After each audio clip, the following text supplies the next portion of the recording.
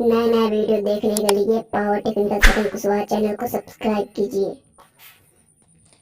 अंगने में तुलसी के पेड़वा तुलसी बड़ी हरियर तुलसी बड़ी हरियर हो। तुलसी जऊ मोरे हुई है हो रिलवा तो पियरी चढ़ौबे तो पियरी चढ़ौबाई हो। सासू जो बोलहु ना पाई ननद उठी बोले ननद उठी बोलाई हो।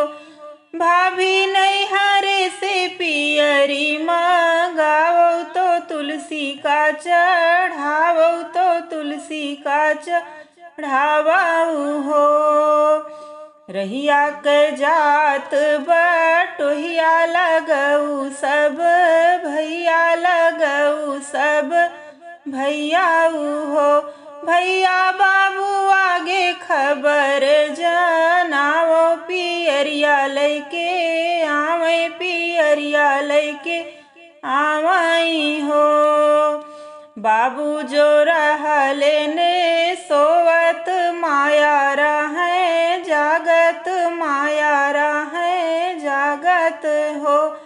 धना गाहा बड़े पियरी रंगाओ बहिन का लैके जाबे बहिन का लैके जाबाई हो।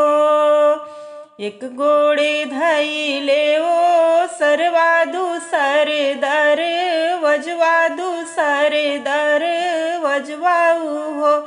सखिया तेसर गोड़ धैले आंगनवा बहिन से बात पूछे बहिन से बात पूछाई हो। के कर लाई बहिनी तुलसी तुलसी बड़ी हरियर तुलसी बड़ी हरियर हो। बहिनी के कर आहई लालनवा आंगनवा बीचे खेले आंगनवा बीच खेलाई हो। तोहराई लाई भैया तुलसी तुलसी बड़ी हरियर तुलसी बड़ी हरियर हो।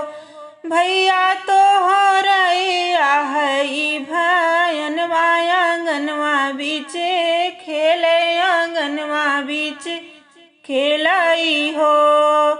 अंगने में तुलसी के पेड़वा तुलसी बड़ी हरियर तुलसी बड़ी हरियर हो। तुलसी आजू मोरे भये हैं लालनवा मैं पियरी चढ़ौबे मैं पियरी चढ़ौबाई हो। तुलसी आजू मोरे भये हैं लालनवा मैं पियरी। वीडियो पसंद आया तो लाइक करें, सब्सक्राइब कीजिए, शेयर कीजिए।